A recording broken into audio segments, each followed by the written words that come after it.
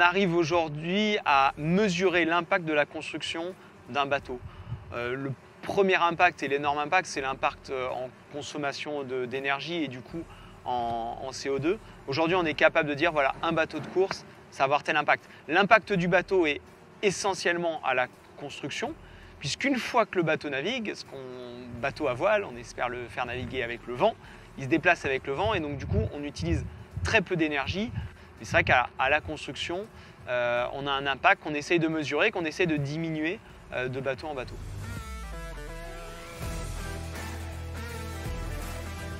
Ce qui est super intéressant, c'est quand on est sur un bateau, on est sur un système qui est complètement autonome.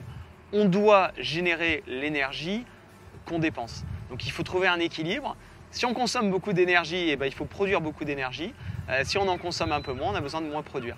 On est complètement autonome au niveau de notre production. Évidemment, on n'a pas un fil électrique qui est branché sur le réseau terrestre. Donc il faut partir avec ses moyens pour produire son énergie.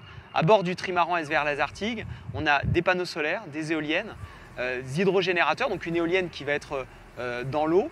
Et avec ces moyens techniques, on est capable de produire l'électricité. C'est très intéressant de produire sa propre énergie parce qu'en fait, on prend conscience de ce qu'on consomme. On est beaucoup plus vigilant quelque part sur la sobriété. On essaye de faire plus d'efforts pour moins consommer que quand on est à terre. On a abondamment de l'énergie à terre dans nos pays aujourd'hui et du coup, on se rend moins compte des efforts qu'on peut faire pour essayer d'être plus sobre et d'essayer de consommer moins.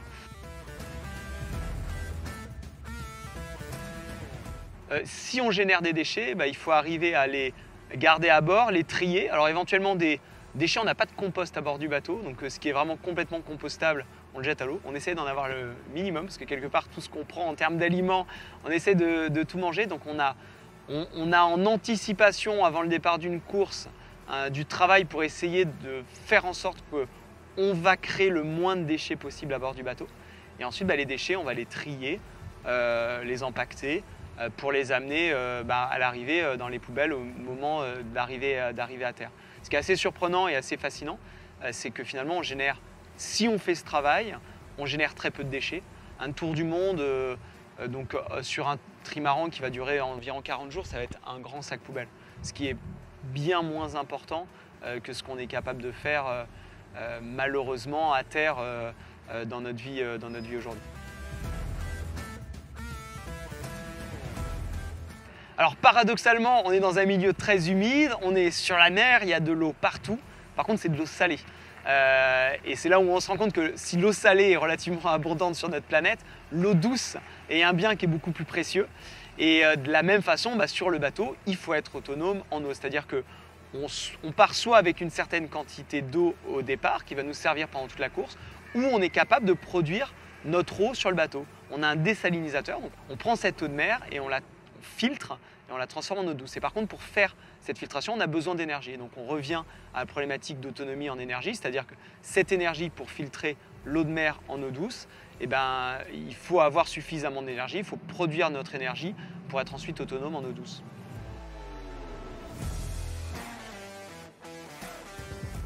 Nous, la démarche autour de la construction, de la conception et du développement de ce bateau, c'est certes, on a un impact, essayer de le diminuer au maximum et de faire en sorte par contre que cet impact ne soit pas utile que pour essayer de gagner des courses, mais aussi pour essayer de progresser d'une manière plus générale, à savoir en répondant à des problématiques de mobilité. C'est-à-dire que si on est capable, avec un bateau à voile de course, de traverser l'Atlantique en 3-4 jours, de faire le tour du monde en un peu plus d'un mois, est-ce qu'on est capable de se servir de ces progrès techniques pour répondre à des problématiques de mobilité plus globales dans le maritime? Est-ce qu'on est capable de faire traverser les océans à des passagers, du grand public, en utilisant uniquement l'énergie du vent et en essayant d'être le moins impactant possible?